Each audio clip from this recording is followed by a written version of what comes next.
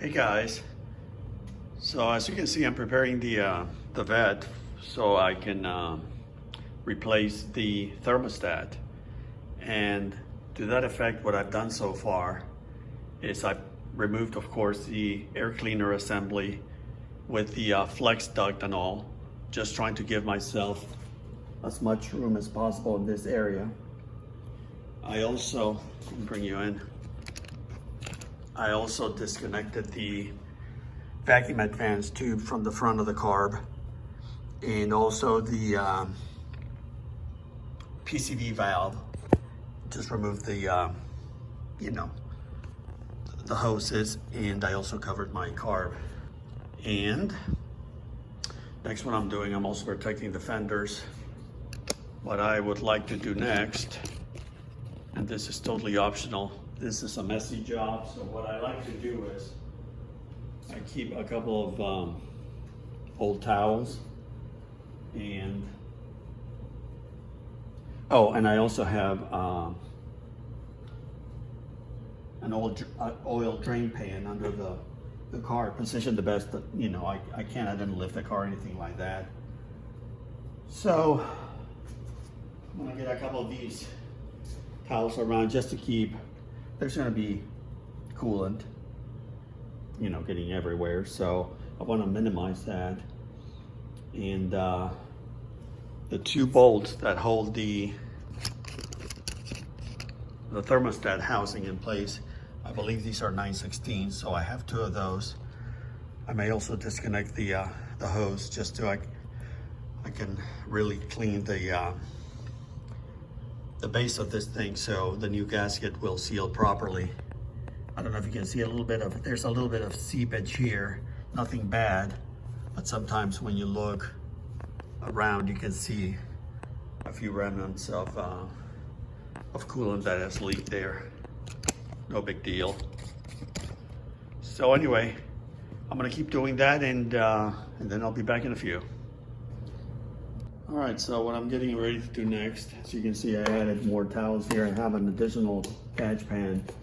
This gets messy sometimes pretty quickly. So my plan here is to loosen the hose first. And yeah, that's probably what I'm gonna do first. And to do that, I'm gonna loosen the clamp. You can do it with a flathead screwdriver. I like to use a nut driver. And of course, there's no, I haven't ran the car for at least a day, so you don't want to work with a hot engine for obvious reasons. You think sometimes they get kind of glued to the hose, so, but anyway.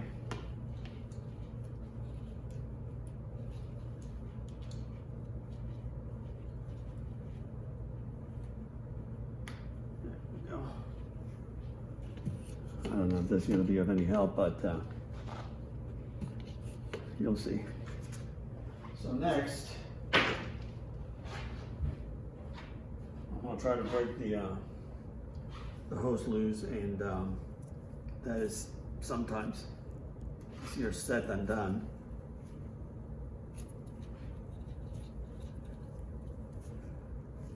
And the reason I like to do it this way is because then this is firmly attached to the intake manifold. There we go.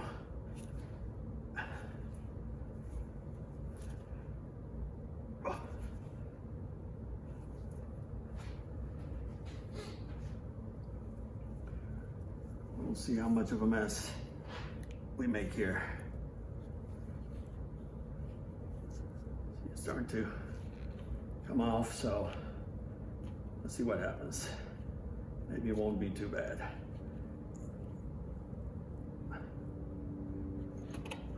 Oh, look at that. And I have plenty of coolant in there, so this almost never happens. Wow.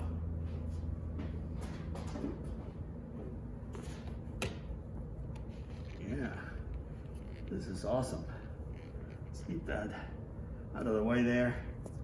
Next is the housing.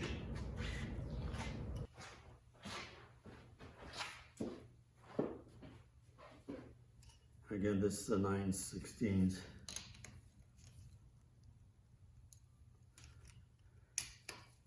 And these shouldn't be too tight. I believe the manual calls for 20 foot-pounds. I still like to use a breaker bar. And I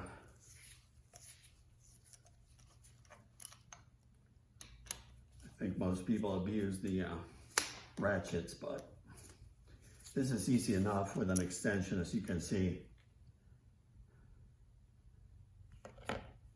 So the bolts are out. And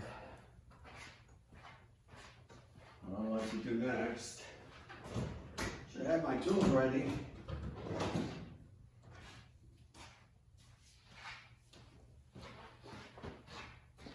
These things get pretty glued to the manifold, so there we go.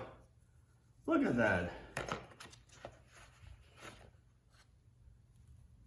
I have all these towels here, but this is awesome. And here we have the thermostat.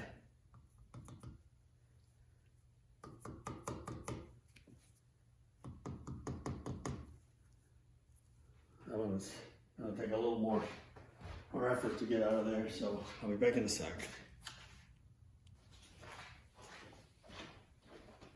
Alrighty. We'll see if there's a way to break this one loose without really doing a lot of damage. There we go. Sometimes you just gotta pry them up a little bit, and hopefully your gasket will also let go. And even though everything is going to be replaced, I still like to try to take off as much as I can without leaving a lot of the gasket stuff attached to the manifold, but some will remain. So anyway,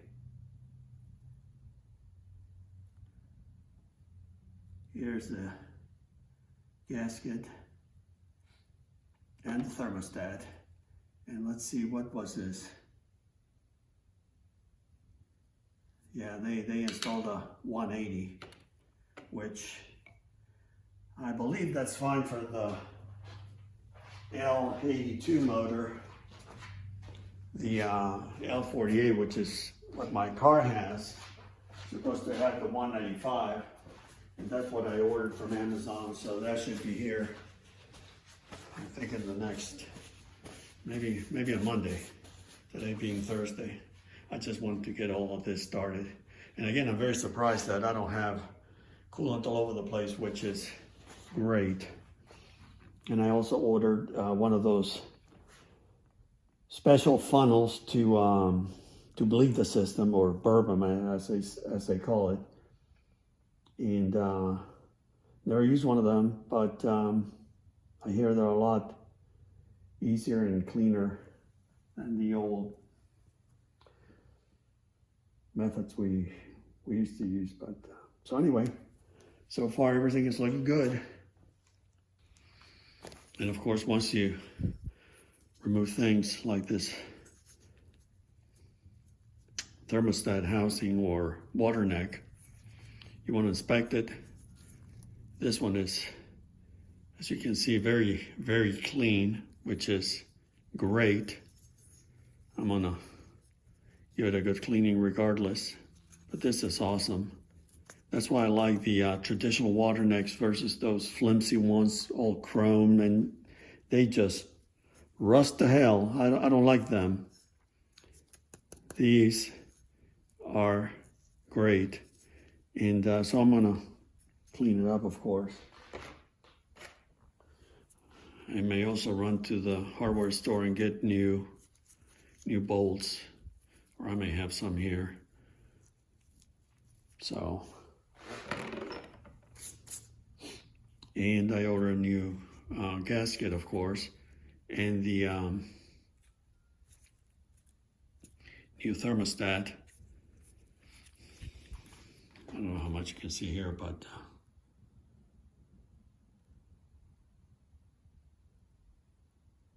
this one is the 180, and